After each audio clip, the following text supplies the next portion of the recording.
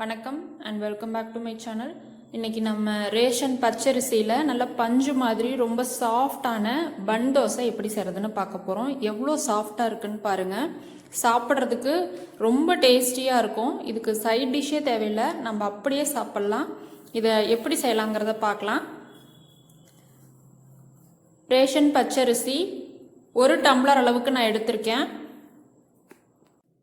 கடையில் வாங்குகிற பச்சரிசியும் நீங்கள் பயன்படுத்திக்கலாம். 1 டம்ளர் அளவுக்கு பச்சரிசிக்கு 1 டீஸ்பூன் வெந்தயம் சேர்த்துருக்கேன். இதை ஒரு 3 டைம் கழுவிட்டு நைட் ஃபுல்லாக ஊற வச்சுக்கலாம், அல்லது 8 மணி நேரம் ஊற வச்சுக்கலாம். இதோட நம்ம உளுந்துலாம் சேர்க்க தேவையில்லை. 8 மணி நேரம் கழித்து அரிசியும் வெந்தயமும் நல்லா ஊறி வந்திருக்கு. இதை மிக்சி ஜாரில் தான் சேர்த்து அரைக்க போகிறேன். நீங்கள் அதிக அளவில் அரிசி எடுத்துக்கிட்டீங்க அப்படின்னா நீங்கள் கிரைண்டரில் கூட சேர்த்து அரைச்சிக்கலாம். தண்ணியை சுத்தமாக வடித்து வச்சுட்டேன். எந்த டம்ளரில் அரிசி எடுத்தனோ அதே டம்ளர்லேயே 1/2 டம்ளர் அளவுக்கு அவல் எடுத்திருக்கேன், வெள்ளை அவல். இதை மிக்சி ஜாரில் சேர்த்துக்கலாம். அதே டம்ளர்லேயே 1/2 டம்ளர் அளவுக்கு தேங்காய் துருவல் எடுத்திருக்கேன். 1 டம்ளர் அரிசிக்கு 1/2 டம்ளர் அவல், 1/2 டம்ளர் தேங்காய் துருவல் சேர்த்திங்கன்னா தான் தோசை நல்லா ஸ்பாஞ்சியாக ரொம்ப டேஸ்டியாக இருக்கும். இதோடையே நம்ம அரிசியும் சேர்த்துக்கலாம். இதை நம்ம தண்ணி விட்டு நைஸாக அரைச்சி எடுத்துக்கலாம்.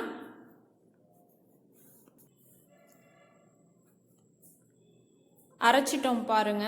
இந்த அளவுக்கு கொஞ்சம் கெட்டியாகவே நீங்கள் தண்ணி ஊற்றி அரைச்சிக்கோங்க. இந்த மாவு உளுந்து மாவு மாதிரி மெது மெதுன்னு இருக்கும், நம்ம தேங்காய் துருவல் அவல்லாம் சேர்த்துருக்கிறதுனால. சப்போஸ் நீங்கள் 3 கப் அளவு அரிசி எடுக்கிற மாதிரி இருந்ததுன்னா 1/2 கப் அவல், 1/2 கப் தேங்காய் துருவல் சேர்த்துக்கோங்க. இதோட 1/2 டீஸ்பூன் தூளுப்பு சேர்த்துட்டு கொஞ்சமாக தண்ணி மிக்ஸ் பண்ணிவிட்டு கையிலையே நல்லா கரைச்சி விட்டுறலாம்.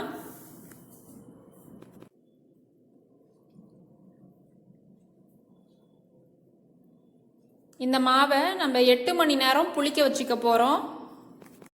நேற்று நைட்டு நான் அரிசி ஊற வச்சேன். காலையில் மாவு அரைச்சி ஈவினிங் தோசை ஊற்றுறதுக்காக நான் ப்ரிப்பேர் பண்ணி வச்சுருக்கேன். இப்போ இதை நம்ம மூடி போட்டுட்டு 8 மணி நேரம் புளிக்க வச்சிடலாம்.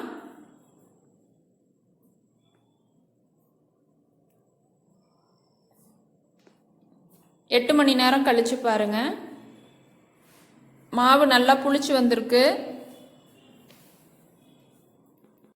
இதோட 1/4 டீஸ்பூன் அளவுக்கு சோடா உப்பு சேர்த்து கொஞ்சமாக தண்ணி விட்டு கரைச்சி விட்டுறலாம்.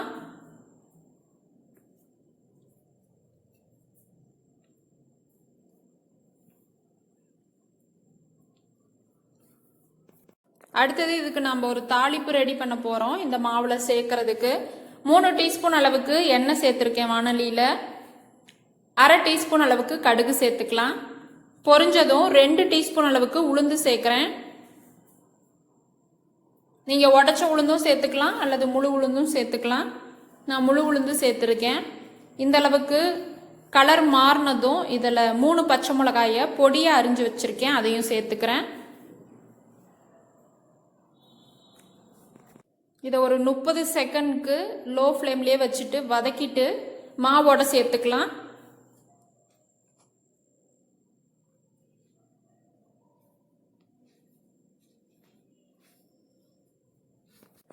நாங்கள் காரம் நல்லா சாப்பிடுவோங்கிறதுக்காக 3 பச்சை மிளகா சேர்த்துருக்கேன். நீங்கள் காரம் அதிகம் விரும்ப மாட்டீங்க அப்படின்னா கம்மியாக சேர்த்துக்கோங்க. இப்போ நம்மளோட பன் தோசை மாவு ரெடி ஆயிடுச்சு. இந்த தோசை செய்கிறதுக்கு கண்டிப்பாக ஆப்பச்சட்டி தான் வேணும், அல்லது இந்த மாதிரி குழியாக இருக்கிற தோசைக்கல் இருந்ததுன்னா இதில் நீங்கள் ஊற்றிக்கோங்க. ஏன்னா நல்லா பன் மாதிரி உப்பி வரணும் அப்படின்னா இந்த மாதிரி ஆப்பச்சட்டி அல்லது குழியாக இருக்கிற தோசைகள் பயன்படுத்தினீங்கன்னா தான் கரெக்டாக இருக்கும். நான் 1.5 கரண்டி அளவுக்கு மாவு ஊற்றிருக்கேன். இதை நான் ஸ்ப்ரெட் பண்ண போகிறது இல்லை, அப்படியே ஊற்றிட்டு விட்டுறணும். சுற்றிலும் எண்ணெய் ஊற்றிட்டு பபிள்ஸ் வரும் பொழுது, இந்த மாதிரி ஓட்டை ஓட்டையாக வரும் பொழுது மூடி போட்டுடலாம். மீடியம் ஃப்ளேமில் வச்சுட்டு வேக விடுங்க. 1 நிமிஷம் மூடி போட்டு வச்சுருந்தா போதும், சுற்றிலும் வெந்துடும். இது போல் நல்லா உப்பி வந்துடும். இப்போ நம்ம திருப்பி போட்டுடலாம். இந்த அளவுக்கு கோல்டன் கலரில் ரிங் வந்தால் தான் பன் தோசை கரெக்டான பதத்தில் வெந்திருக்குன்னு அர்த்தம். இப்போ 2 பக்கமும் செவந்துருச்சு, நம்ம எடுத்துடலாம். இதில் நம்ம உளுந்துலாம் சேர்த்துருக்கிறதுனால இந்த பன் தோசை சாப்பிடும் பொழுது அதோட ஃப்ளேவர் ரொம்ப சூப்பராக இருக்கும். இதை வெறுமனே அப்படியேவும் சாப்பிடலாம், ரொம்ப டேஸ்டியாக இருக்கும். இது பன்னு மாதிரி எவ்வளோ சாஃப்டாக நல்லா ஸ்பாஞ்சியாக இருக்குன்னு பாருங்கள். நிச்சயமாக இந்த பன் தோசையை நீங்களும் உங்கள் வீட்டில் ட்ரை பண்ணி பார்த்துட்டு எப்படி இருந்ததுன்னு சொல்லுங்கள். இந்த ரெசிபி பிடிச்சிருந்தா வீடியோவை லைக் பண்ணுங்கள், உங்களோட மற்ற ஃப்ரெண்ட்ஸ்க்கும் ஷேர் பண்ணுங்கள். இது வரைக்கும் நம்ம சேனலை நீங்கள் சப்ஸ்கிரைப் பண்ணலைன்னா சப்ஸ்கிரைப் பண்ணிவிட்டு கூட இருக்க பெல் ஐக்கானை கிளிக் பண்ணி ஆல்ன்ற ஆப்ஷனையும் செலக்ட் பண்ணி வச்சுக்கோங்க. தேங்க்ஸ் ஃபார் வாட்சிங்.